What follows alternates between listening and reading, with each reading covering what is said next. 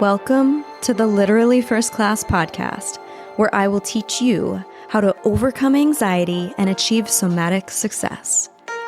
I'm your host, Carrie Ford. I'm a somatic success and holistic life coach here to bring humor, insight, and wisdom to the modern day woman that wants to feel alive in her daily life. You ready?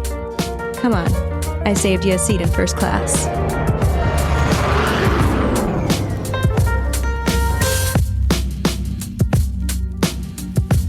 Welcome back to another episode of Literally First Class. I am so fucking excited for today's episode because I have one of my dear friends, but also now brand partners, Rudy and Inaba, on the show. So Rudy actually works with Cenegenics. You've been there since after you graduated from college. Like this is the job you've had, right? After graduate school, yeah. Yeah. What is your role at Cenegenics and why there? So Rudy Inaba, I'm the Vice President of Performance Health at Cenegenics. I've been there since 2009, and the story I tell, and I've told this on in many platforms, but it's really fate in my opinion. So I was in undergrad senior year, and it was the trifecta of all meatheads, right? So I was a personal trainer, I worked at a tanning salon, and I was a bouncer on the weekends. So I was getting ready to go to my bouncing shift that night. It was like a Friday night, Saturday night, whatever it was, and watching TV. And there was an episode of 60 Minutes. I don't know if it was like a rerun or if it was like newly released, whatever it was, but it was 60 Minutes episode on longevity and like the fountain of youth. And there's this big White House looking building and like palm trees, and this guy rolls up in this Rolls Royce. And then it cuts to a scene of him at Gold's Gym in Las Vegas, tank top, veins busting out of his shoulders. He's, bench pressing on a machine. And then it shows him like do an injection of like growth hormone. And then it shows him drawing, testosterone. It shows him making meals, and it shows him, training and focusing on sleep. And I was like, what is this? Like, because it totally took my attention. And it was Cenegenics in Las Vegas. And that was their commercial? So it was actually a 60 Minutes episode. Oh, okay. Oh my gosh. So yeah. Can you watch that now? Is it still accessible? It might still be on YouTube, but okay. I watched it and I was like, what was cool is because like, so obviously like I was lifting and eating, I was into bodybuilding and training, but also from like a clinical perspective, like my background in undergrad was cardiac rehab and exercise science. And then I ended up going to grad school for clinical exercise physiology. But all the studies that I was reading and all like my independent case studies that I have to report on in like my exercise science classes, it was always around like testosterone studies out of like the New England Journal of Medicine, just because I was really into optimizing performance from like an athletic perspective, from a training perspective. And to see that there's this place in the middle of the desert that's taking all this science and applying it to this lifestyle that I was living and that I believed in through my own like kind of nutrition exercise efforts, and have it be like a real place that was doing things more than just like making people look good, but it was actually maximizing health and optimizing health span, and what Cenegenics called at the time is quote unquote squaring the curve of aging, was like super exciting. So in typical meathead fashion, I go to work and like 2 days later I forget about it, right?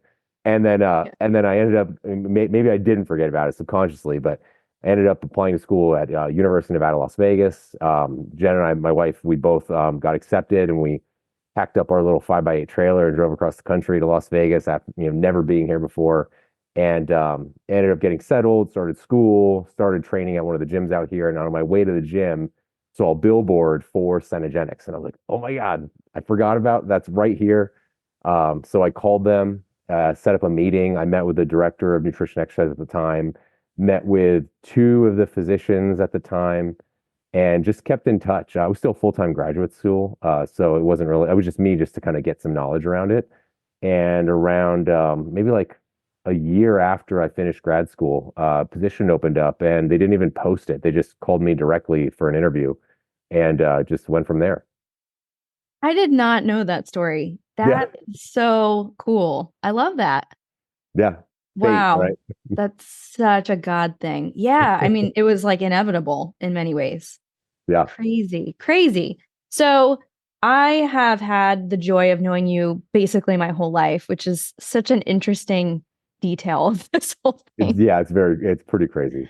Like we met in a trailer in fifth grade, and like we didn't go to a school in the ghetto, but it was one of those things where, and they still do it in schools because my kid's school down the street, Was it they have Gibson? over, what's that? Was it Gibson?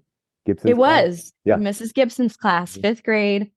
And I think you had moved to the school that year. Was that true? Or No, because I don't I was remember meeting moving you the before next fifth year. I was grade. moving the next year, I think. Yeah. Okay. Because yeah, I was like, I just remember this tall kid showing up because you were like taller than everybody, which I'm 5 feet. How tall are you, Rudy? I'm like 6'2". Yeah. Yeah. So, but you were like, we kind of maintained those statuses. I kept waiting for a growth spurt that never happened. You always remained kind of like one of the taller kids. And then you went through your own weight loss transformation and tried a bunch of different things in high school. I remember like in the cafeteria, you were on was it the grapefruit diet Yeah, and eating you like got it. nothing but grapefruit? And we were Yeah. like, Well, dude, we're it kind of wasn't nothing concerned. but grapefruit, but yes, it was the grapefruit diet. I will say that. Yeah. Yeah, we were like, we're kind of concerned because now you've gone like the other direction and like you've lost a lot of weight. But you took a shot really where I saw like your interest and passion for health and fitness kind of take root. And then you were like, okay, let me do this the right way. Let me get educated. And you took a deep dive into studying it. Yeah, no. So so growing up, I was always like the bigger kid, not just being tall too. Like played offensive lineman, like when we were in high school, like I was like the center in basketball, I was like the catcher in baseball, like through shot put, like to be candid, I was like, the fat kid, positions when you play like youth sports. And after I think it was after junior year of high school, I was just like, yeah, I just don't want to be that guy anymore. And that's when I started like focusing on my food. And the grapefruit diet was basically like a low carb like animal protein, fruit, vegetable, but I had to have a great half no, I had to have a whole grapefruit breakfast, lunch, and dinner with my meal. And for Yeah. whatever reason, I honestly don't even remember. I think it was probably just to keep blood sugar up if you're keeping like super low carbs. But I cut like, geez, I maybe dropped like 80 pounds overall. Like I was like Wow. 260 when I was playing football. And then the lowest weight I got to like by like senior year was like 180 pounds. But for me at like 6'2", 180, like I just looked like super skinny. Yeah, Um, we were like, can you eat something other than grapefruit? yeah, yeah. And then once I was like skinny like that, I was like, all right, well, like let's just clean slate it and just start building up muscle mass. And that's when I kind of like got into like bodybuilding and powerlifting, not necessarily for a competitive perspective, but just for training. And then I ended up building back up like from like senior in high school and then through undergrad. And then I think my first year of graduate school, I was around like, it was like back up to 250, but like much different. Like I was a much Hmm. different like 250, right? And then you're just big. Like, and when I was that big, it was like, it was cool because you're super strong. But then I cut down to like a 230 range. And now like I'm down like a 210 range and just, I feel pretty comfortable here for like what my goals are physically and like being a professional. It's just, it's a good spot where I'm at now. I'm happy where I'm at now. Yeah. And now you basically look like The Rock. Yeah. So, like all the Scaled tattoos down included. version. Yes.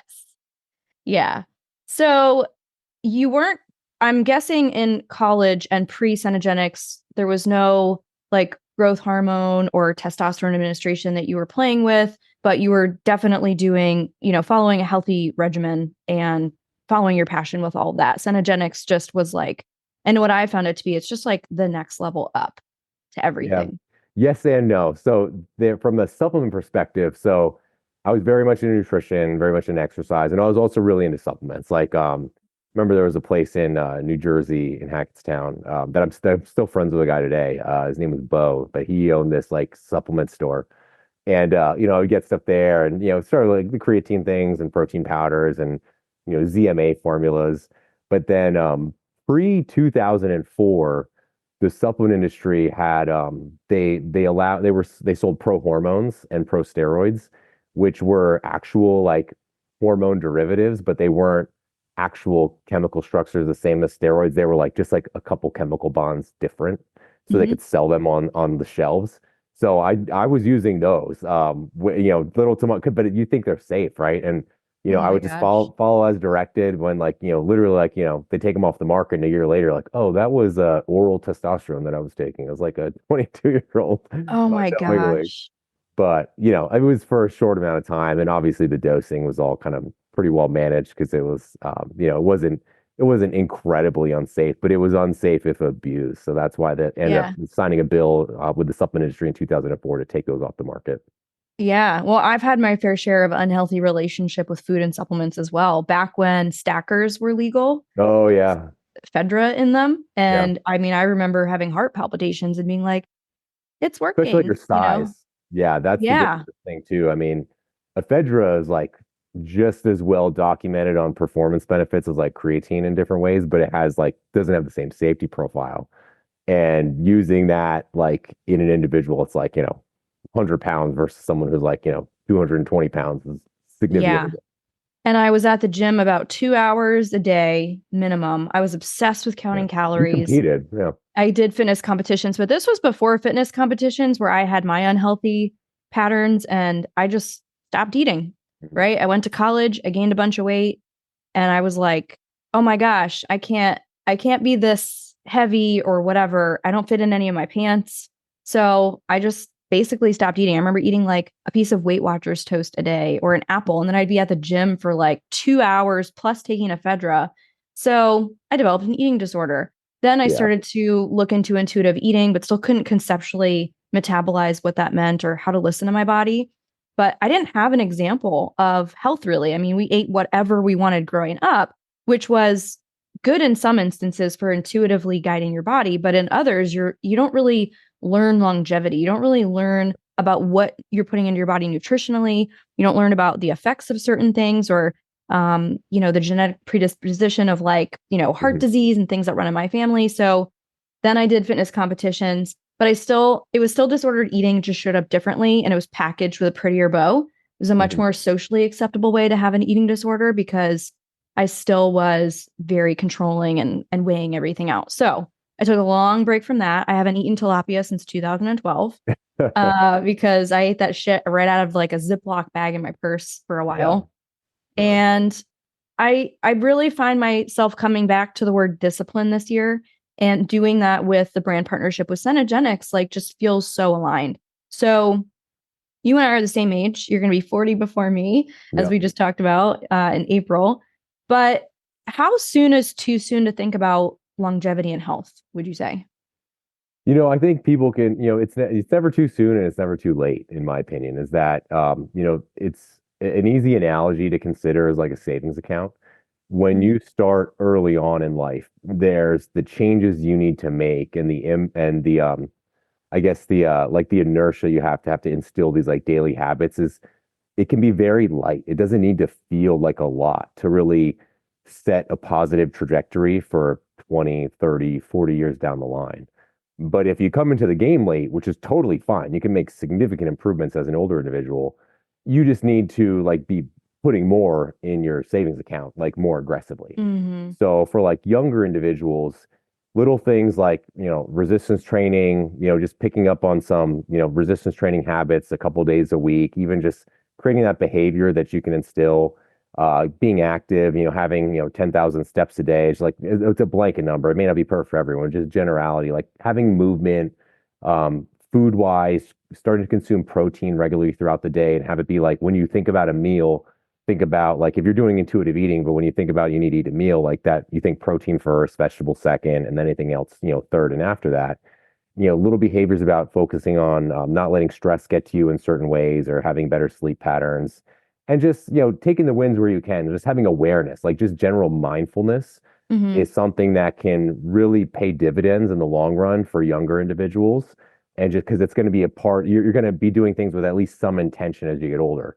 If you Mhm. start, in your 50s and your 60s and your 70s, that's absolutely fine and you're going to have benefits and you're better for doing it.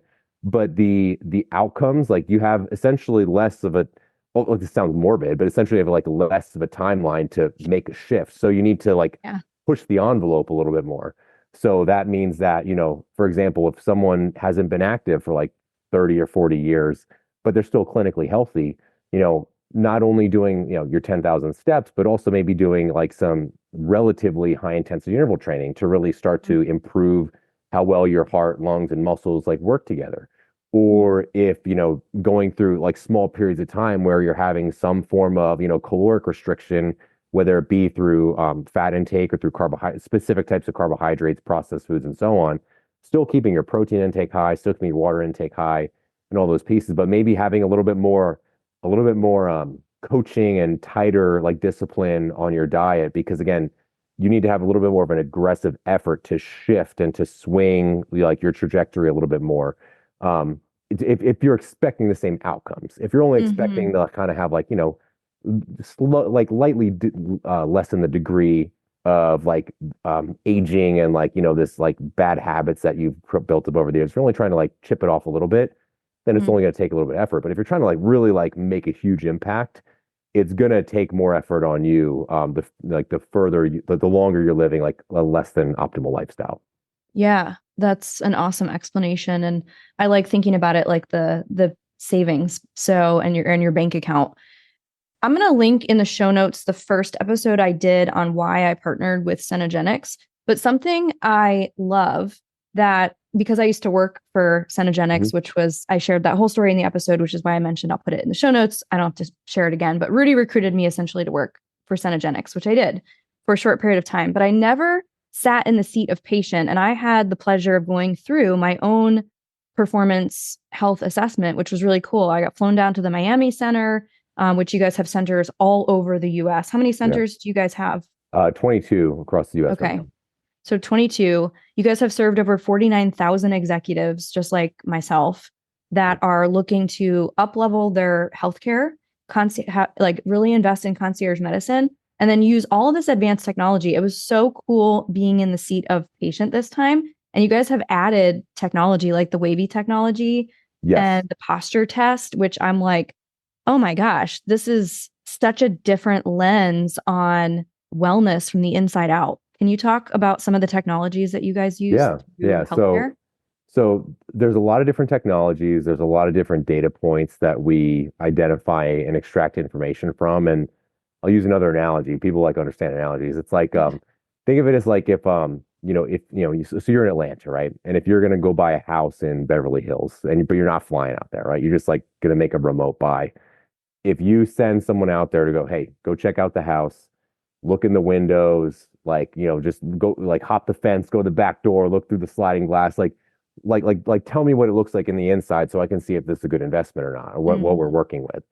That's what all these data points really look at. So when I look at, a comprehensive lab analysis that has like 120 lab values, and I get additional labs on top of that around like, IgG and IgE food sensitivity testing. And then I do VO2 max testing on like, again, the physical elements, or I look at your bone density and body fat, and I look at the EEG report of your brain, and I look at the risk factors you have around injury based on your biomechanics from that AI, 3D movement analysis we did. That one was crazy. If I do an ultrasound on your carotid artery to see what like your actual like vascular integrity is, I'm looking at all these different things that may feel redundant at times, but it's just giving us various perspectives of the multiple systems in the body, being cognitive health, cardiovascular health, metabolic health, strength and functional health, all these pieces, so that then you can actually get a really strong interpretation of what's going on and what you're working with and what your risk factors are. So that's why all these technologies are in place, because it gives us an objective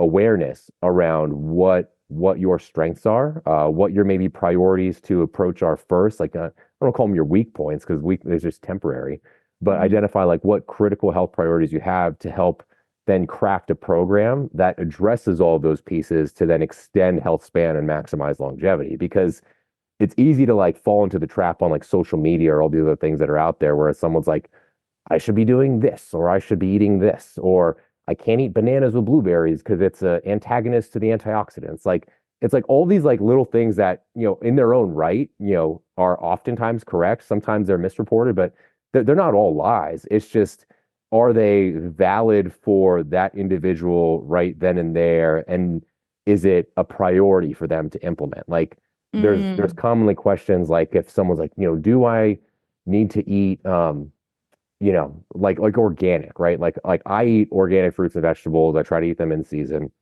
but if someone doesn't eat any vegetables at all, like, and hasn't eaten them for like 10 years, like I don't even want to add more roadblocks. Like I don't want to have this high barrier for No. entry. I just want you to start eating some broccoli regularly, right? Like, like don't worry about if it's, grown at this climate and, in this type of soil and it's organic. Like, no, let's start here first. Let's implement this. That's going to give you so much more value than just getting in the weeds and being paralyzed by overanalysis. This episode is presented by Journey to Financial Freedom. Ladies in leadership, take note. Are financial obstacles dimming your sparkle? It's time to heal your money story, because a true visionary can't fully soar when they're weighed down by financial uncertainty. Say hello to Journey to Financial Freedom. JFF isn't just about spreadsheets and dollar signs. They cater to women just like us, the trailblazers, the game changers, the women who are destined for greatness. It's why I signed up with them. They help make financial intricacies clear so you can stay focused on your vision. They merge smart financial strategies with an intuitive emotional understanding, reshaping exactly how you see your wealth and your worth. They recognize that our financial narratives run deep, and when they don't align with our ambitions, they simply become barriers. JFF is offering listeners a free strategy call using the link in the show notes below, so make sure you schedule that today.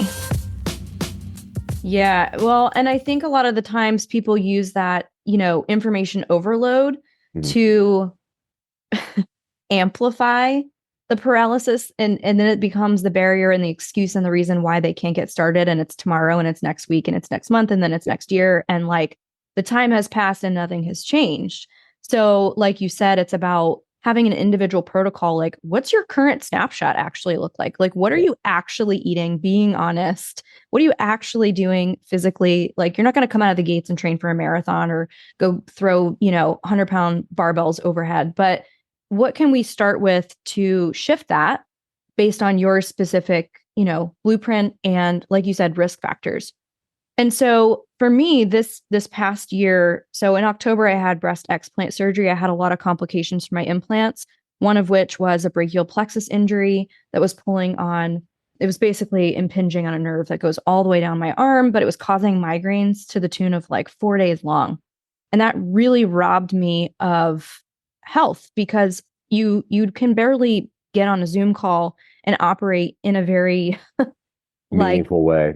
Yeah, like you can barely show up to life and like go get groceries when you have a migraine, let alone, hey, I'm going to go work out, or let me food prep and cook things. So I feel like I'm reclaiming my health, and I've had to go through that whole thing. And I went through a whole bunch of elimination processes in order to determine that it was the implants, because nothing was working. And I know all the things, right? I mean, I don't know everything, but I know a lot of more than the average person, given my background. And so I'm like, okay, I'm doing the somatic work with nervous system and managing my stress, like mental health. I'm going to the chiropractor to get some adjustments and making sure things are aligned, but I couldn't realign my neck because of the implant injury. Anyway, you couple that with the silicone, which actually leaches in the body because of the silicone shell.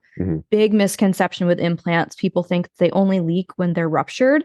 That's not true. Simply the shell itself can leach and release like 40 mycotoxins into the body. So anyway, I wanted to detox, but I also wanted to know, and I'm aware, like I'm turning 40 this year, as are you. And that just has you think about things a little bit differently. And not only that, but then thinking about in 10 years, we'll be 50. Like, I don't know about you, but I remember my mom turning 40. I do too. I remember my mom turning 40. You do? What do you remember about it? So we lived on like that dead end road, right? And we had neighbors down the road, and my mom was driving my sister and I back home. It might have been like after school, because it was in March. And we get to the house, and there was a big banner that they put up on like right at the top of our house that our neighbors did down the road. It was like "Happy 40th, Laura," and it was this whole thing. And my mom was so surprised. And I remember like getting out of the car and this, like, so I very much remember her 40th birthday. And now here we are. Yeah. And I also remember her 50th birthday too. That was also an accident. I came out to visit from school, from undergrad. a friend picked me up and took us into town, and we had it at Matars out there. Oh So my gosh. yeah, very much remember those milestones. And I don't know if it's because like my dad's side, like being Japanese and being very much aware of like like lifespan, and I don't know. There's like there's some elements to that I think that my dad instilled in me. But yeah, I remember all that stuff. But yeah, turning 40, I'm embracing. Turning 50, I'm just like, well, yeah, it's like you can't stop it, so you got to make the best of it. Yeah, but it has you think about risk factors and Yeah, for sure. longevity and like what you do now and how it shows up later. And I'll be honest, like the workout programming has been amazing and the testing was humbling. I was scared to do the VO2 because I was like, I haven't really worked out consistently. And then the brain wavy told me I was aged at 41, even though I'm 39. So I was like, fuck, I'm broken, And then like the posture test, you're like, I knew I had postural issues due to the neck injury, but you're like, wow, it was a little bit of overwhelm, but I felt well guided. And then the custom workout plan, it's been humbling because in many ways I feel like I'm starting over. But what I noticed the most is that the point you were talking about earlier, it just takes a little bit more gumption this time around to start over again Yeah. because it's just taking a little longer to get strength back. I don't know if it's on the coattails of the surgery or age, but it feels like it's probably an age thing. So I'm curious if you could speak to that when it just feels harder than I'm used to. Yeah, I mean, I'd go for number one, I'd be kind to yourself too, is that, you're this time around, there's other things going on in your life, right? Mhm. There's different elements. So it's not like, if you're fresh out of school and you try to like, achieve these same goals, like you don't have to worry about other shit. There's like, Yep. you don't have two kids and you don't have a Right. relationship, you don't have a business, you don't have all this, like you have all this, it's much more challenging. Like the older we get, the more things that we're responsible for and the more people depend on us. So it's harder to do things for ourselves in some instances. And so there's that element. And there's also the piece that many people don't realize, like the changes in strength and muscle loss and the increased, recovery support that they need to be able to do like that next workout because now our Mhm. hormones have changed. Like there's so many different elements that are involved, but even though it takes a little bit more, it's going to be easier doing it now than it's going to be 5 years from now or 10 years from now or beyond that. Like not to Mhm. be like cheesy, but like the time is now is like how we should address these things because when there's support and there's services and there's all these cool resources and tools available, to sit around and wait on it and not do anything even though you need it, it's only not just doing yourself a disservice, it's doing those who you're going to be caring for in the future and who look up to you and lean into you and need you for things. It's also doing them a disservice because you're going to be impacted by how well you can perform as a human being 5 years from now if you don't fix it. So Yeah, and with my business growing and all of the opportunities that I have, ahead of me this year, I knew that I needed to be like even sharper cognitively, and that just wasn't happening with the migraines and like the brain fog that was coming. yeah. So I feel that page has turned actually this past week. And Jake, my boyfriend, got COVID in December. And this is the first year, I don't know why we've made this like a fucking tradition that we never wanted, but every December we seem to get it. And he got it this time, and I got like a cold. And I honestly think it's due to the quality of the nutraceutical protocol that I'm on from Cenegenics, because that's, I mean, on the coattails of surgery, I would expect my immune system to be a little bit more suppressed, even. But I'm taking the Samoralin peptide therapy. I'm on DHEA, D3, the omegas. And I mean, you had a hand in actually developing the nutraceutical line, right? With Yeah. Cenegenics? Yeah. Yeah. No, there's so many things that are out there that COVID is tough because COVID it impacts many people differently. It can be based on the strain or the like the type of COVID, Hmm. or it can True. be each individual person's like genetic profile. Like for Hmm. example, commonly with COVID, people will think, oh, if I'm overweight, if I'm deconditioned, COVID's going to get me the hardest. So I Hmm. need to be thin and I need to be super fit, and it's not going to impact me that much. But both of those two character types or those individuals, they could have the same genetic makeup. That skinny person that has great cardio could genetically have, certain mutations that put him as just as a severe of a risk for someone with those other comorbidities like obesity and poor fitness levels. So there's those variances too that, most people don't have that information on themselves. But you're absolutely right, is that, from a nutraceutical perspective, COVID or flu or just common cold, Yeah. anything, people are oftentimes they're not underfed, but they are under nutrient fed, so to speak. Like they're not eating enough high quality pieces foods, whether it be fruits and vegetables or enough good bacteria for the gut. So which is all going to impact the immune system. I mean, our immune system is lives in our gut essentially. So things like probiotics are going to be incredibly important. Most people don't eat fermented food on a regular basis, so supplementing with probiotics can be important. Eating fermented foods, like forcing yourself to eat fermented foods, is another great thing to I do. cannot stand the smell of kimchi. Jake loves some, it. yeah, some people can't do it. But those are things that are big. Obviously, vitamin D status is also important, Mhm. so tracking and evaluating that. Other antioxidants that people can take, like zinc, quercetin, these are all things that can help like beef up essentially like our security. Going back to like our bouncer, right?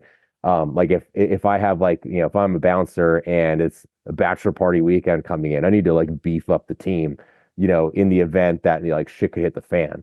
So now it's like so important to like beef up our health like overall and increase our immune system, not just to potentially defend against, COVID, but like other things that are out there too. Sure. So that can be through nutraceuticals, which are essentially representing like what we consume through nutrition. Exercise is also big, a strong heart that can handle high amounts of output and that can like have high recovery is essentially indicative of being able to like oxygenate our tissues very well. So if we do have that strong output capability, then when we do get sick, like we're likely going to have a better recovery path. So, like not just thinking about exercise and cardiovascular specifically for like, being lean and like looking good, but for actually like keeping inflammation down, being like highly defendable in certain types of scenarios like that as it comes to our health. That's how people can start to shift their perspectives on how they take care of themselves, and not just have it be for like a novelty aesthetic thing. Yeah, totally. All of that definitely resonates. Do you find a lot of people are nervous about the peptide therapy? Because I was at first, especially having to do an injection, which I have a funny story I can share Yeah. about that in a minute. No, you're absolutely right. I think, so the injections, yes. The injections, Yeah. that's absolutely one of them. The peptides, yes. I mean, anytime you're introducing any kind of treatment that you're, just unfamiliar with, or like your mom didn't do it or your dad didn't do it, or like, everyone's cool with like, popping a prescription, like, beta blocker because like their Mhm. mom did it or their granddad did. Like, there's no hesitancy around that. But like taking a, peptide or another thing that you have to inject into yourself is like, oh my God, like, this is crazy. But Yeah. it's because we just didn't like see it commonly. Whereas like if you have a guy who's going to turn 45 and his dad's who's, 65 or 70 has been on testosterone for the past like 10 or 15 years, he's been on a peptide.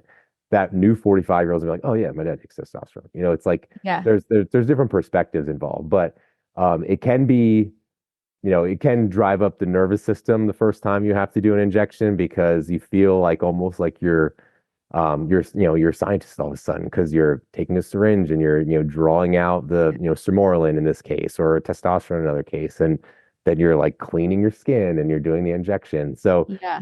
it's I totally understand those first couple times, but ultimately when you look at it for what it is, like it's a delivery system. It's like how when we take oral capsules, they are oral, so they're delivered that way. It's just a delivery system of what's being, utilized as treatment. Yeah. So if you just break it down that way, it's like it's less intimidating. So I was at the Miami Center and I was like, okay, cool. We're getting all my supplements and all the things. I had my review of all my biomarkers, which was so extensive. And also another reason I went with Cenegenics because of my age. And I did explore like, am I perimenopausal? Thinking about Mhm. the migraines. And I'm like, oh my gosh, I feel too young for this, but maybe. So Anyway, it wasn't that. Hormones are great, but this full panel, I've gone over it with Dr. Camper, my assigned doctor at the center, and I was like, by the way, how do I inject this? Like when I get home and I have these needles, like what the fuck do I do? Yeah, So yeah. he's like, oh yeah, let me show you. And I'm like, right now, we're gonna show me right now. He's like, yeah, we're just gonna do like I think it was the saline and Yeah. until we go into his office and he shows me, and I sat there and I'm like, my hands are sweating. I was like, my heart is beating really fast. I was like so aware of the sensations in my body. I was like, I don't know if I can do it. Fuck, I don't know if I can do it. I sat there for probably 3 or 4 minutes just staring. And then I like poked myself and pulled it out. And he goes, I promise you doing that hurts way more than just doing it. He goes, you can't like stab yourself like that. So I finally did it, and it actually hasn't been that bad. So I am taking this Morlin peptide therapy. Now, for those listening that have heard about peptides and have heard about other things out floating in the space. You see all this stuff on TikTok. Again, some of it is probably misreported, but what is Samoralin? What does it do for your body, and why is it beneficial? So Samoralin has been around for a long time. So there are a lot of different peptides out there. So most peptides are like growth hormone secretagogues, which essentially it's that they act as like a stimulus for your pituitary to release growth hormone. So it is not growth hormone replacement therapy. You're not stopping normal pituitary function, but what it's meant to do is it's meant to improve the release of your pituitary's release of growth hormone in the normal physiologic fashion. So, like, contrast that with like when people supplement with growth hormone. When you take growth hormone, you basically take small dose of growth hormone and it'll raise up growth hormone levels and it'll stay elevated for whatever half life that's at, and it starts to decline. And then you take the next one. And it's kind of like that. So you're having like this higher threshold and it's staying a little bit more elevated. And that's not how your pituitary actually, releases growth hormone. Growth hormone is released in a pulsatile fashion, which means it comes in like pulses and like pumps throughout the course of the day. A lot of it happens when we're in our REM sleep and our deep sleep cycles. It also happens after we do high intensity exercise when we get up to that anaerobic metabolism, we can actually drive a growth hormone output. And also in the mornings, kind of like right around where we have like that significant like hunger, like when our ghrelin levels spike, there's a corresponding response from growth hormone as well. So you want to have those normal, in my opinion, especially younger individuals that have a normally functioning pituitary, is you want to have that normal physiologic like pulsing of growth hormone.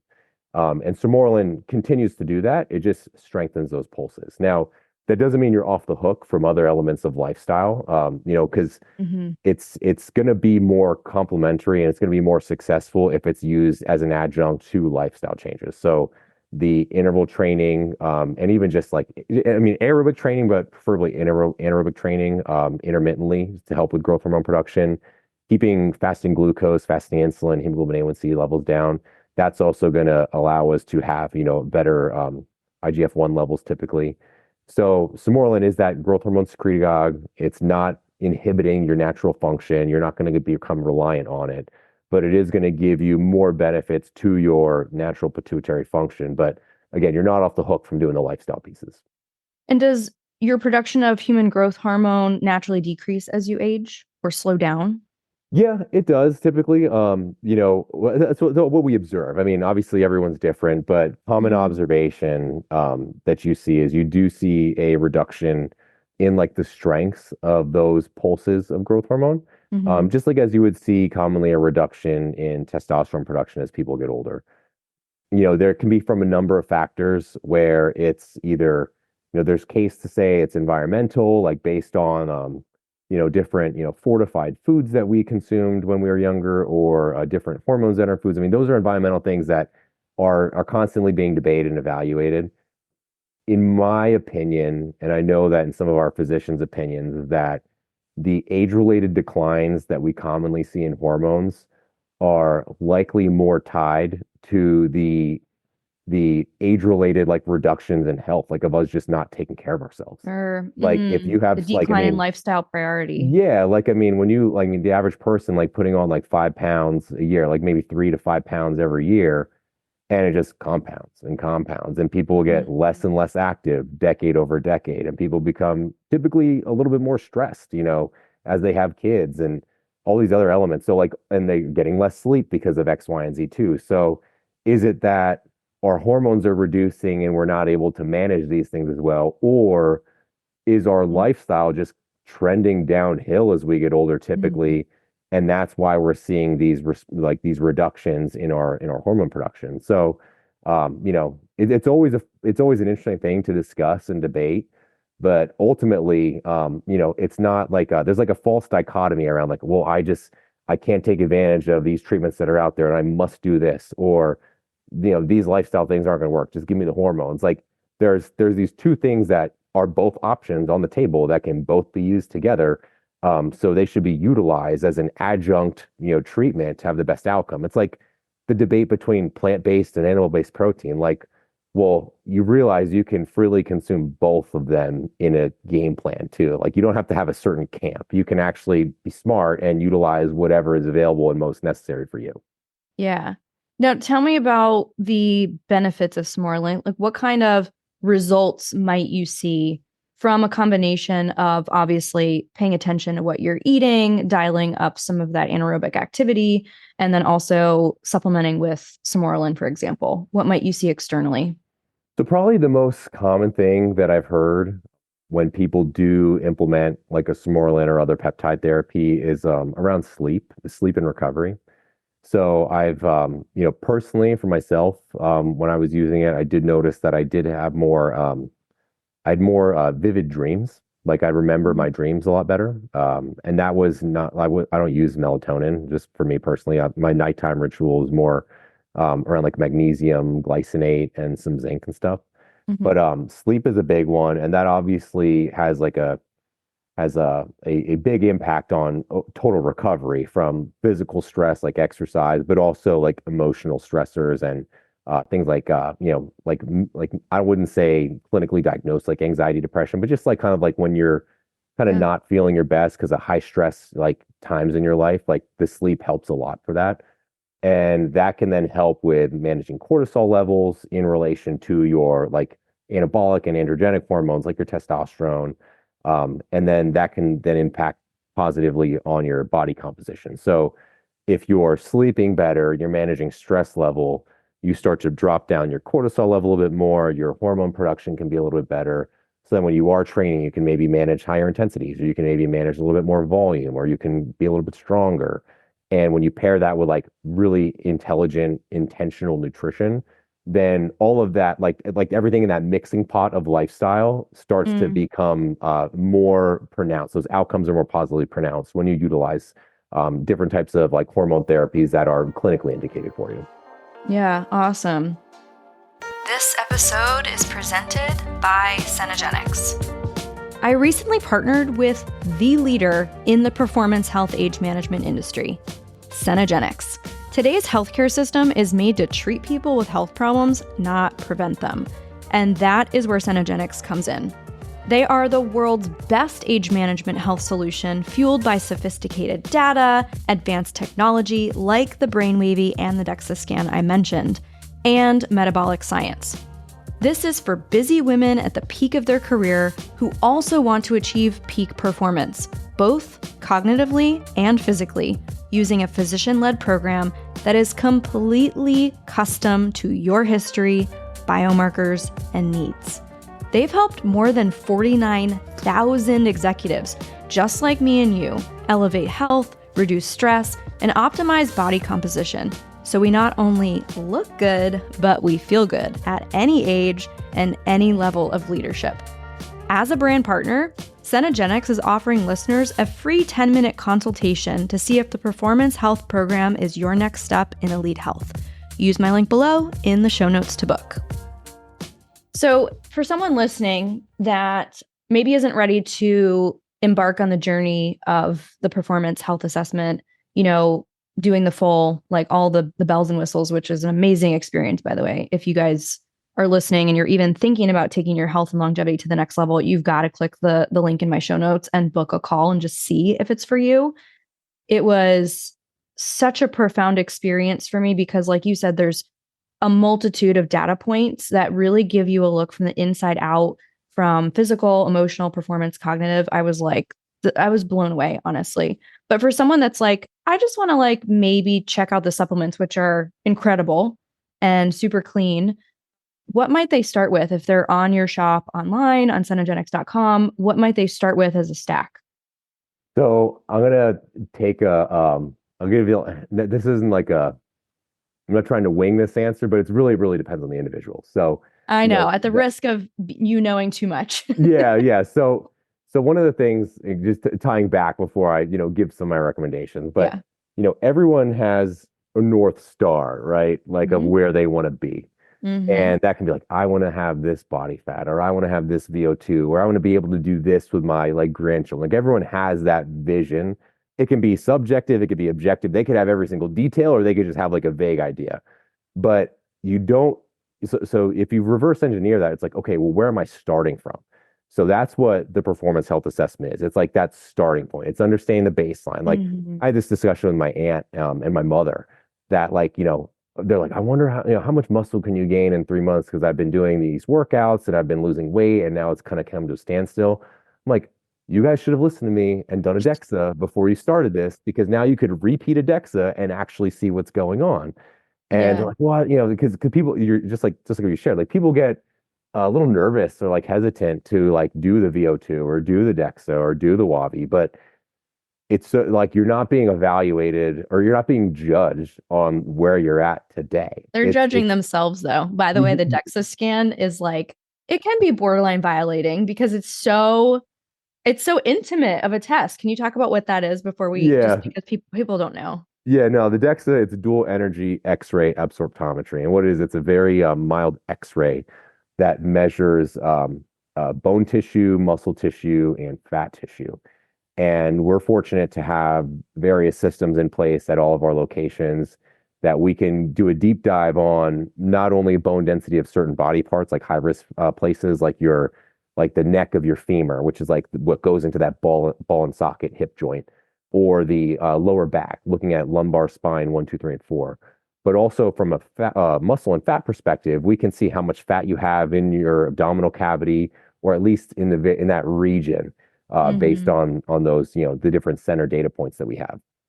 So it's painless physically, Painless. but You just lay there. It's emotionally, literally like the yeah, laziest test yeah, ever. You're like, great, I'll lay here and get scanned. yeah, But then it shows you literally, I mean, everything from like what's actually tissue and what's fat. And yeah. you see like Physically, it's little painless. Emotionally, it may not be, depending on the individual. But again, it's a starting point, So, it's totally. almost like if you reframe your perspective, like not yours, but like my mother's, for Sure. example, like, Yeah.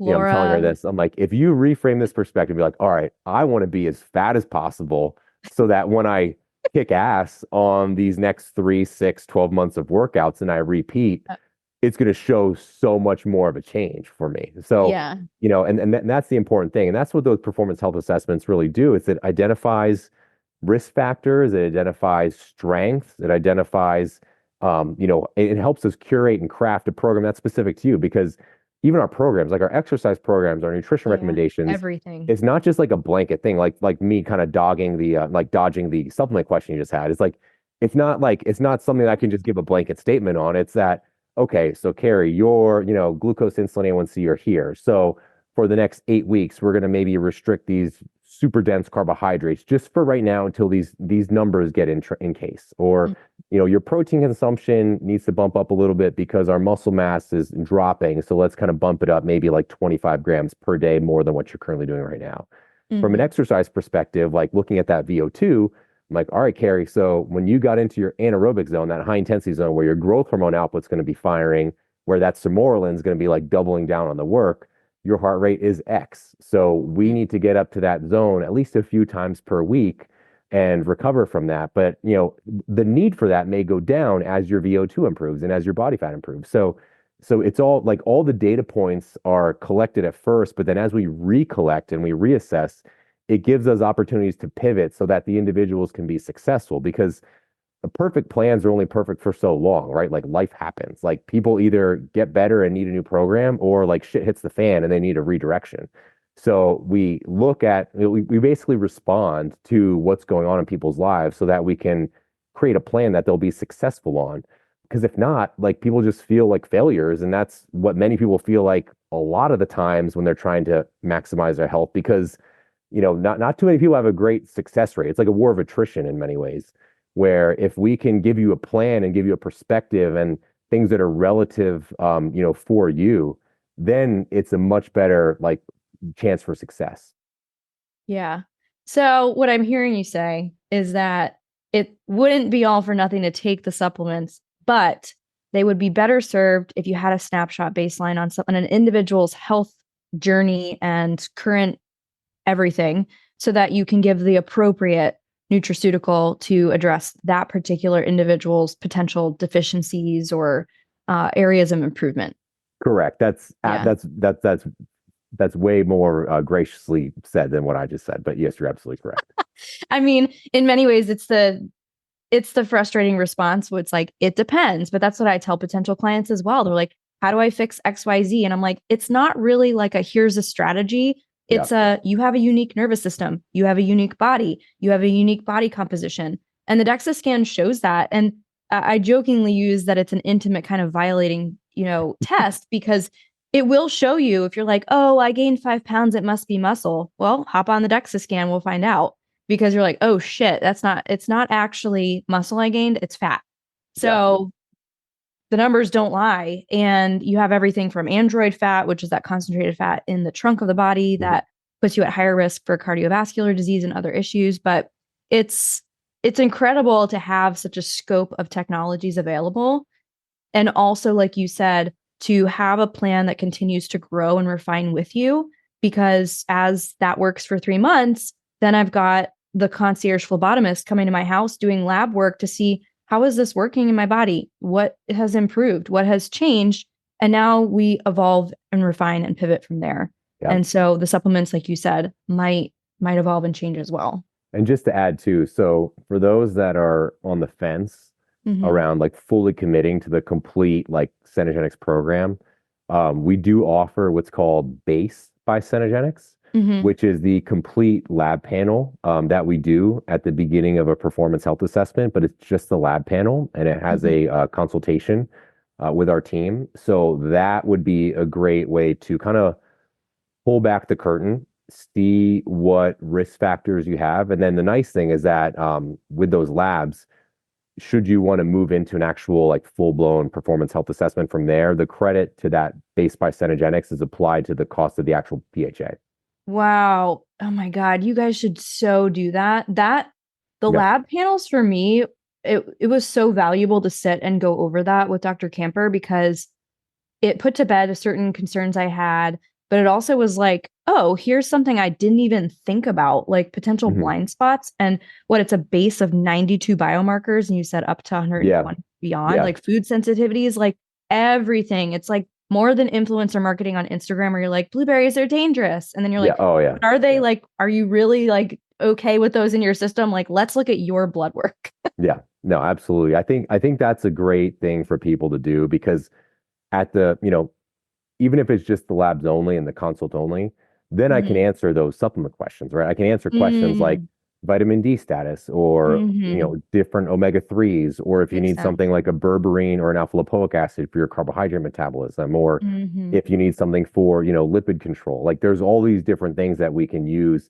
because those lab panels are looking at everything from your kidney and liver function, your metabolic profile, your thyroid panel, your complete sex hormone panel, vitamin D status, inflammation, CRP, homocysteine, all these things. So it provides a ton of information, and then the degree of which you're going to respond to it can vary. You can either do nothing and just kind of sit and just think about it for a little bit, or you can engage in a nutraceutical program, or you can engage in one of our kind of smaller segmented programs, or you can just go for the full-blown Cenegenics core program, being that performance health program.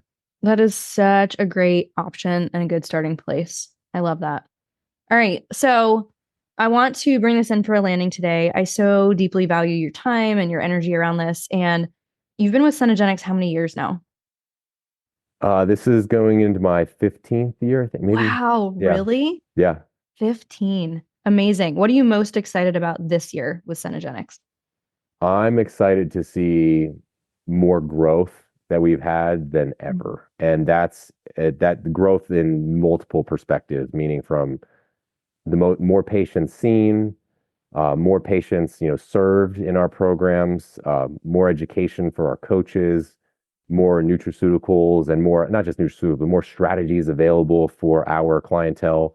The future is incredibly bright. The longevity space is a massive addressable market that we are barely even at the tip of the iceberg in, kind of reaching. So really excited to take on our new marketing initiatives, our new clinical initiatives, our new physicians that have been enrolled, and really just growing like crazy. So excited for it because the time is always now for everyone, and just getting awareness around it was really important. But we are the trusted leaders in the space. I mean, we've been around for more than a quarter century. We have tremendous, data and information on individuals and, what we can learn from. And, I just hope that, that knowledge and that trust, really, weighs in on people's decision-making, because it should, especially when it's your health. Absolutely.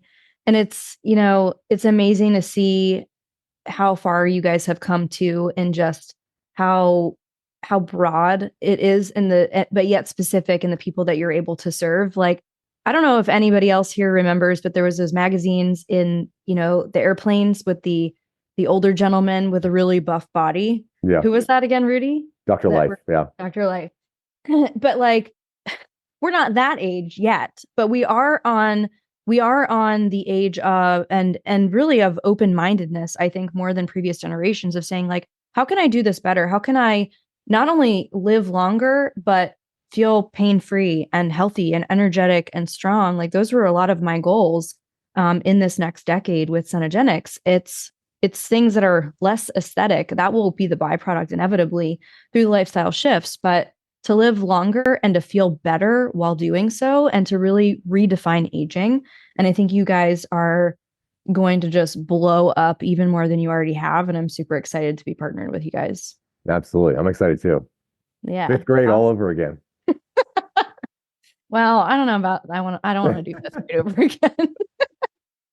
Oh man. All right. Thanks, Rudy. And thanks for all the listeners. Check out the link in my show notes. Like Rudy said, you can start out with a base program. I didn't even know about that, actually. So yay. That's what I'm here for. Yeah. Run to that link, because if you guys just get your labs done, at least you'll have a starting place for something. So I love that. Thanks for being here. Cool. Thank you. Mm-hmm. I hope you enjoyed your flight, and I'll see you on board again soon. Seriously though, thanks for listening. If you're ready to take this work deeper and upgrade your mind, I want to invite you to join us inside my Millionaire Mindset program. This is where you'll start using my guided meditations to help you overcome anxiety and experience even more abundance. When you join, you'll have access to my entire audio library. Head over to elevatewithcarrie.com and we'll see you inside.